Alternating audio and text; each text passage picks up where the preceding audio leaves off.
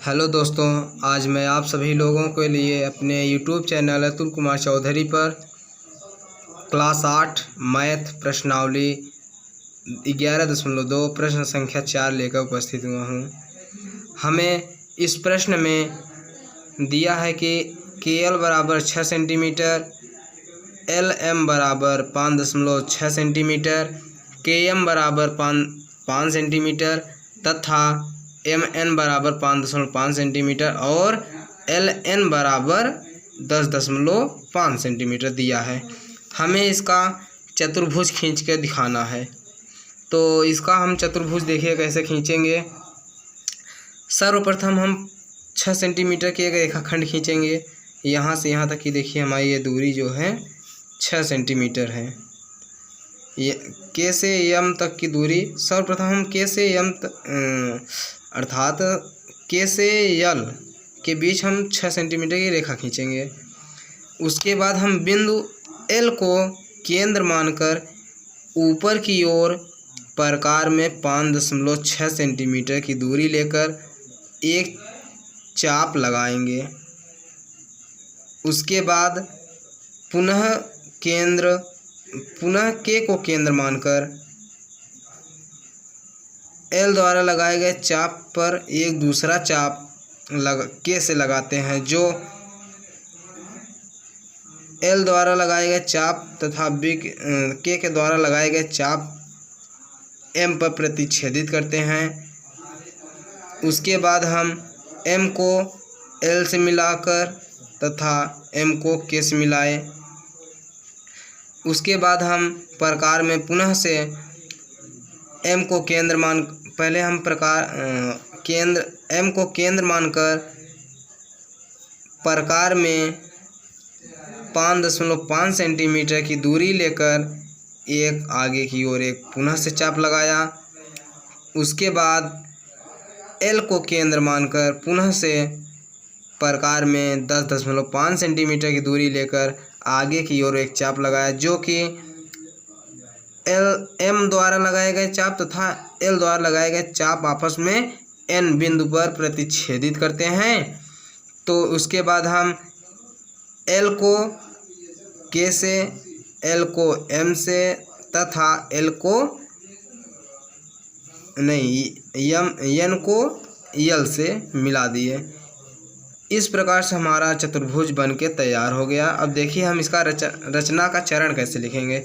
अभी जैसे हमने आप सभी लोगों को बताया कि सर्वप्रथम हम ऐसा ये करेंगे वो करेंगे, ये जो तमाम प्रकार का ये जो किए हैं यही हमको लिखना है। तो हम इसका रचना का चरण कैसे लिखेंगे। यदि प्रश्न में परीक्षा में यदि पूछा जाए, हम अगर उसका केवल चित्र केवल बना देंगे, यदि वह प्रश्न 5 अंक का होगा तो हमें केवल 2.5 अंक ही मिलेंगे। जब तक हम जब तक रचना का चरण नहीं लिखेंगे तब तक हमें फुल अंक नहीं मिलेगा। तो हम इसके आइए अब देखते हैं रचना के चरण। देखिए रचना के चरण।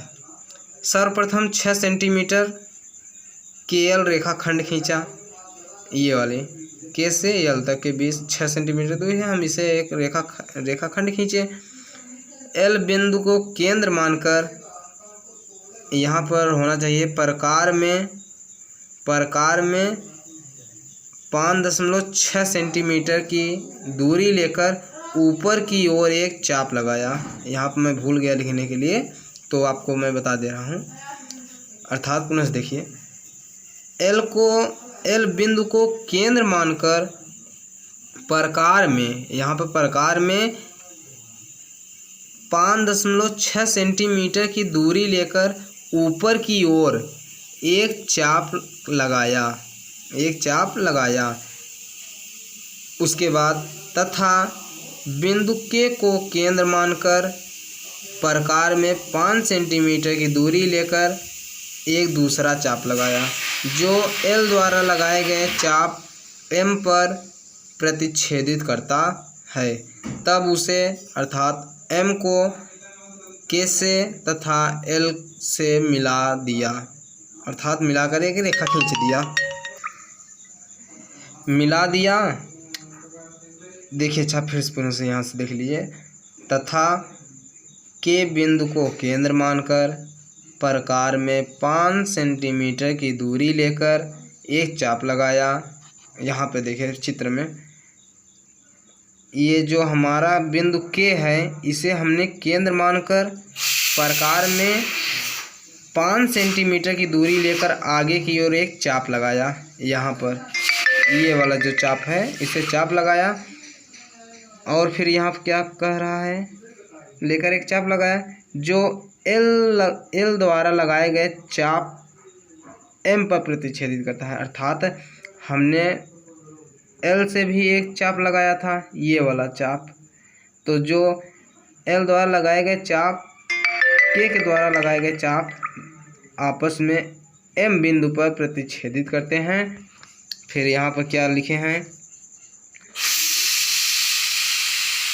प्रतिच्छेदित करते हैं। अर्थात तब उसे अर्थात यम को के से मिलाया तथा एम को एल से मिलाया। ये यहाँ यम को के से मिलाया, एम को एल से मिला दिया। दूसरा, पुनः एम को केंद्र मानकर प्रकार में 5.5 सेंटीमीटर की दूरी लेकर पुनः एक चाप लगाया। देखिए यहाँ पर यम को केंद्र मानकर प्रकार में 5.5 सेंटीमीटर की दूरी लेकर पुनः से एक चाप लगाया। ये यहाँ से मैं जब चाप लगाया, ये वाला कौन सा, हाँ ये वाला मैं एक चाप लगाया 5.5 सेंटीमीटर दूरी पर, तथा पुनः से एल को केंद्र मानकर, कहाँ गया यहाँ पर देखिए, तथा बिंदु एल को केंद्र मानकर प्रकार में 10.5 सेंटीमीटर की दूरी लेकर आगे की ओर एक चाप लगाया।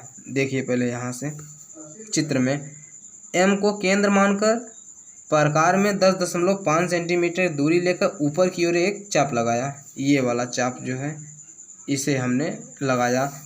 फिर कह रहा है जो एम के, यहाँ ये दोबारा हो गया, जो एम के द्वारा लगाए गए चाप को एन पर काटता है। अर्थात जब हम एक बार इससे चाप लगाए और एक बार इससे चाप लगाए तो ये दोनों आपस में एन बिंदु पर प्रतिच्छेदित करते हैं। तब हम इसे क्या करते हैं, देखिए, तब एम को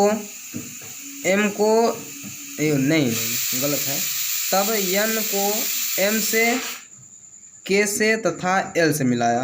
अर्थात देखिए ये जो एन है इसे हमने के से, एम से तथा एल से मिला दिया।